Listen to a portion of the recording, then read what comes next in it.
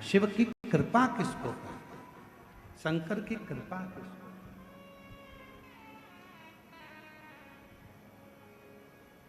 तेरी कृपा का केवल इतना है कि यह कथा का पंडाल है। दुनिया को लगता है कि शिव महापुराण की कथा होती है, दुनिया को लगता है कि सियोर वाला महाराज केवल आता है और कुबरेश्वर धाम से आकर बाबा की कथा कर कर चले जाता है। पर सत्यता तो यह है कि यह कथा का केवल पंडाल नहीं है।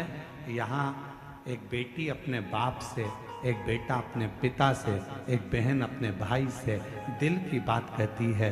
जब हृदय से कहती है कि बोला सब दुख काटो म्हारा, तब मेरा देव अधिदेव महादेव उसके सारे दुखड़ों को काट देता है और श्री शिवाय नमस्तुभ्यं बोलते बोलते वो अपने जीवन को सार्थक बना देता है। ये जीवन का एक आनंद है, ये जीवन का एक सुख है। उसको भजो, उसको जपो, उसका स्मरण करो।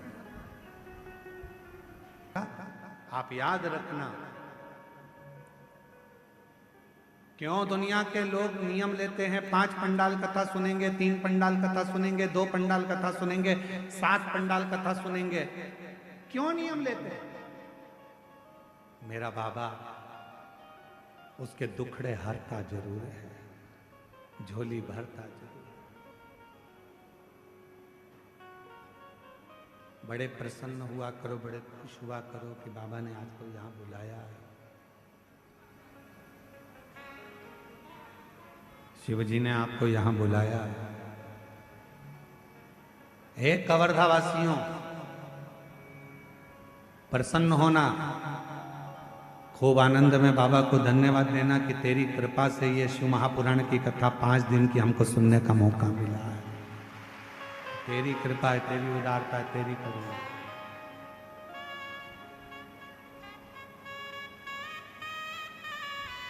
और उसकी कृपा के बिना हो नहीं सकता। महाराज बलहाक राजा को मालूम पड़ा कि हिरण के झुंड में एक गाय का बछड़ा भी है। हिरण के झुंड में एक गाय का बछड़ा है और वो गाय का बछड़ा कहीं तुम्हारे बाण चलाने से मर ना जाए।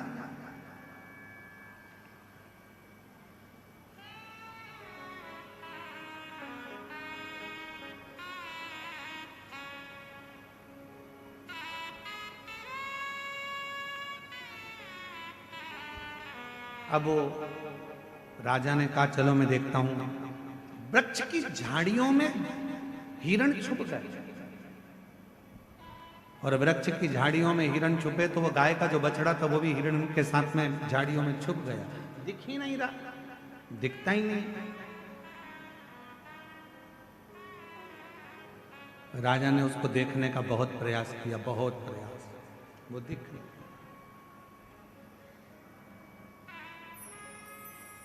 खूब ढूंढा, नहीं मिला। आखिरी में हिरण का झुंड दिखा राजा को और जैसे ही हिरण का झुंड दिखा तो राजा ने उसी समय पर हिरण के झुंड के बीच में गाय के बछड़े को देखा। और गाय के बछड़े को देखा तो वो बड़ा सुंदर था, बड़ा बहुत।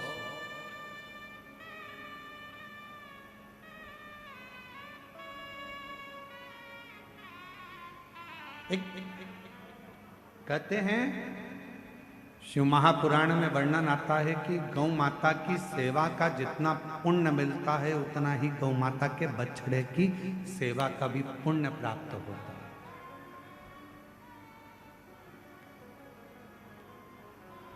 जो वृषभ है, बैल है, बछड़ा है, नंदी है, उसकी सेवा का भी बड़ा पुण्य है। इसलिए अभी कुबरेश्वर धाम पर एक नई, पहले एक गौशाला है, दूसरी गौशाला का निर्माण अभी चालू है और अभी कुबरेश्वर धाम पर एक बड़ी दिव्य और भव्य नंदीशाला का भी निर्माण हो रहा है, जिसमें गाय के जितने भी बछड़े हैं, नंदी हैं, वृषभ है, वो एक स्थान पर रहें उनको लोग रोड पर छोड़ देते हैं, बाजार में छोड़ देते हैं। वो वृषभ, वो नंदी यहाँ वहाँ भटकते रहते हैं, घूमते रहते हैं। तो अब उनके लिए भी एक, जैसे गौशाला होती है वैसे एक नंदीशाला का विशाल निर्माण,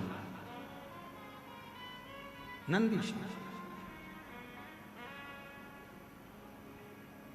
जहां पर नंदी रहकर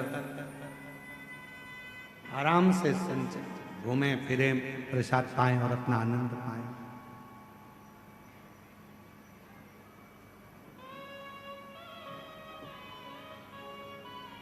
और शायद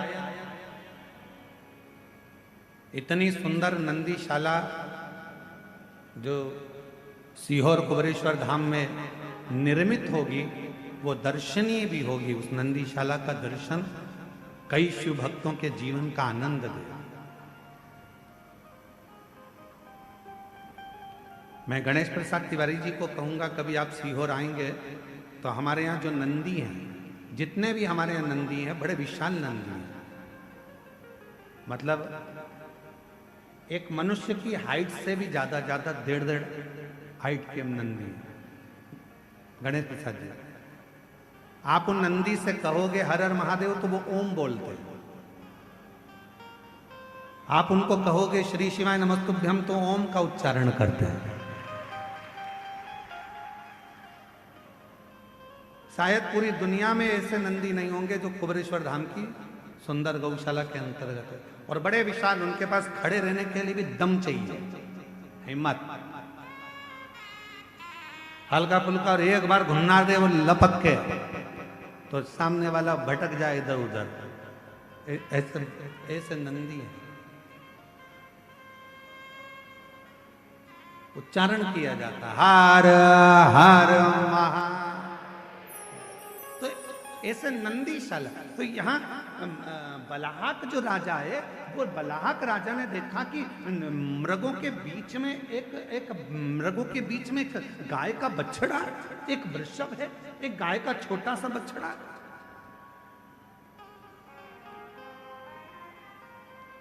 देखा, आश्चर्य हुआ। राजा को वो बछड़ा इतना सुंदर लगा कि राजा ने विचार कर लिया, इस बछड़े को तो मैं लेकर जाऊंगा अपने नगर में। और उसको मालूम नहीं था कि मेरे देवाधिदेव महादेव फिर निवेदन है, पिता प्रसन्न होते हैं तो कुछ देते हैं, माँ प्रसन्न होती है तो गले लगा लेती है, स्नेह करती है, प्यार करती है अपने बच्चों से, गुरु प्रसन्न होता है तो आशीर्वाद देता है। और भगवान जब प्रसन्न होते हैं तो परीक्षा लेते हैं। उसको नहीं मालूम था कि बलहक राजा की परीक्षा चालू हो गई। परीक्षा करा, और बलहक राजा की जो परीक्षा प्रारंभ हुई, बलहक राजा ने सोच लिया इस बछड़े को मैं लेकर जाऊंगा। और बलहक राजा उस बछड़े को पकड़ने के लिए दौड़ा। जैसे ही बछड़े को पकड़ने के लिए दौड़ा, शिव महापुराण की कथा कहती है, गाय के एक एक बछड़े में, गाय के एक एक पुत्र में, गाय के एक एक वृषभ में, गाय के एक एक नंदी में शंकर की कथा कहती है। उसमें स्वयं शंकर का शिवलिंग बसता है, शिव बसता है, शंकर उसके अंदर बसता है, एक एक वृषभ।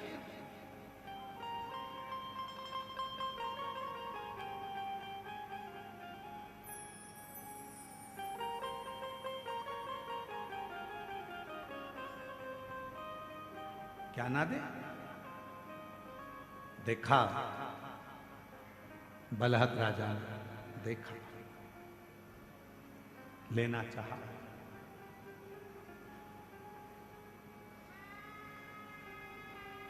और जो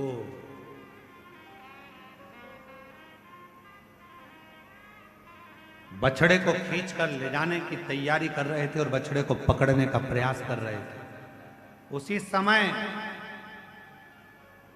बछड़ा, हिरण के झुंड के बीच में जो बछड़ा था, उस बछड़े ने शंकर भगवान के शिवलिंग का रूप धारण कर लिया। शिवलिंग का।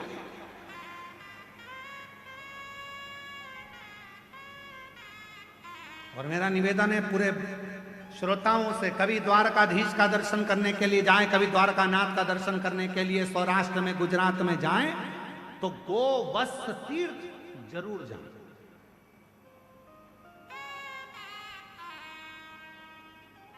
स्कंद पुराण का ये वर्णन करता है, स्कंद पुराण का ये चरित्र करता है गोवत्स तीर्थ, जहां पर द्वारकापुरी के नजदीक में, द्वारकाधीश के नजदीक में ये गोवत्स तीर्थ है, जहां पर भगवान शंकर का बछड़े का शिवलिंग आज भी विराजमान, बछड़े का शिवलिंग आज भी विराजमान। और मुझे ऐसा लगता है आप लोगों में से कोई ना कोई द्वारका गए होंगे, द्वारका गए होंगे तो वो गोवत्स तीर्थ भी गए होंगे। गए आप लोग दर्शन करने द्वारका? कौन कौन गए? जरा हाथ उठाओ जरा। द्वारकाधीश के दर्शन करने द्वारकापुरी आप गए हो? गोवत्स तीर्थ गए हो? गए हो? अरे वाह, प्रणाम, आपके चरणों को नमन करते हैं। गोवत्स तीर्थ आज भी वहां पर विराज गोवत्स।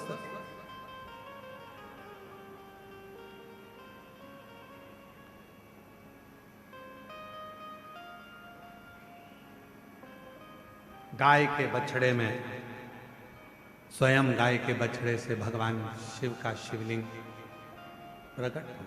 गाय के बछड़े से भगवान शंकर का शिवलिंग।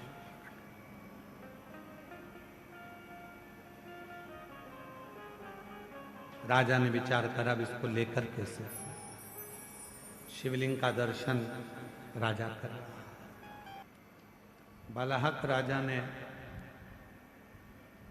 बछड़े को पकड़ना चाहा, पर वो बछड़े ने शिवलिंग की आकृति धारण कर ली।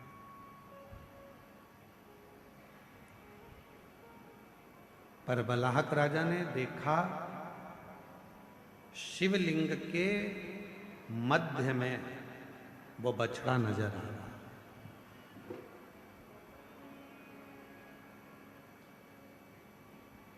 उस बछड़े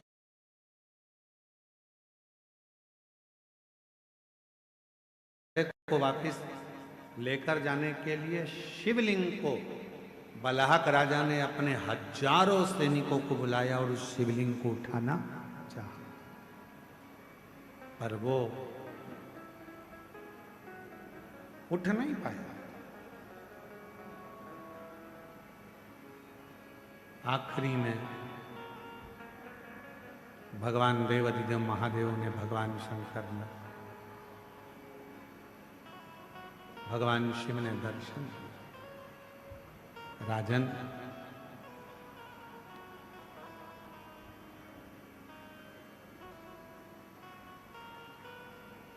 मैंने तुम्हारी परीक्षा ली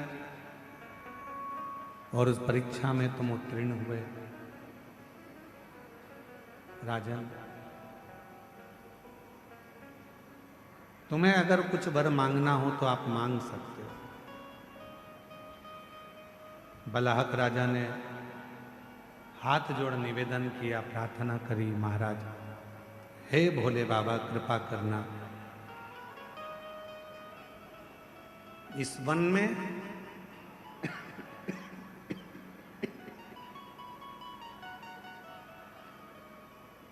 इस शिवलिंग के रूप में आप सदा विराजमान रहना। जो इस पवित्र शिवलिंग का मात्र स्मरण कर ले,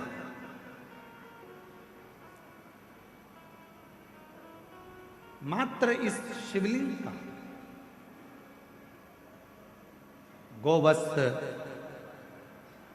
तीर्थ का मात्र स्मरण कर ले, या इस तीर्थ का दर्शन कर ले, या इस शिवलिंग का दर्शन कर ले, उसकी जिंदगी के जितने दुख हैं, जितनी तकलीफें हैं, जितना कष्ट है, सब समाप्त होकर आपकी शिव भक्ति उसके हृदय में निवास कर ले। ऐसा शिव महापुराण की कथा कहती है कि एक नंदी शंकर भगवान के शिवलिंग का मूल माना गया।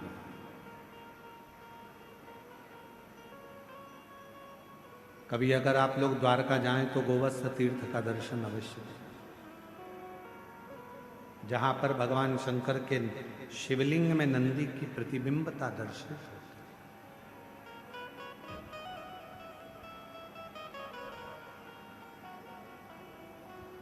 और ये केवल एक प्रसंग नहीं है। एक बार माँ जगत जननी जगदम्बा अम्बा माँ पार्वती जी ने भी भगवान शंकर के, जब भगवान देवादिदेव महादेव भगवान शंकर कहीं ओझल हो गए, छुप गए, दिखे नहीं, मिलते नहीं, सामने नजर आते नहीं, तब माँ पार्वती जी ने भी भगवान शंकर जी से, भगवान नंदी से, नंदीश्वर से, भगवान शिव के बारे में बहुत सारे आराधना करी, साधना। कई लोग हंसी करते हैं, कई लोग हंसी उड़ाते हैं क्या कि नंदी के शिव जी का दर्शन कर कर जब हम जाते हैं और नंदी के कान में अगर मंत्र कहते हैं तो लोग बाग हंसते हैं। बताओ, पत्थर का नंदी है, पाषाण का नंदी है, और उसके कान में ऐसी बात कहकर लोग जाते हैं।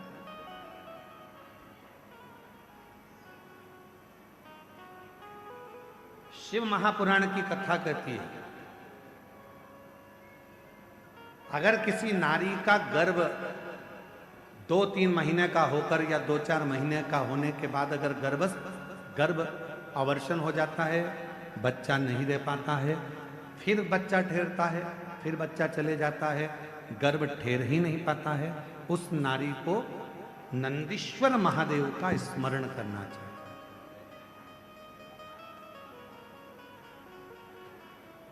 7 बेलपत्र शिव जी के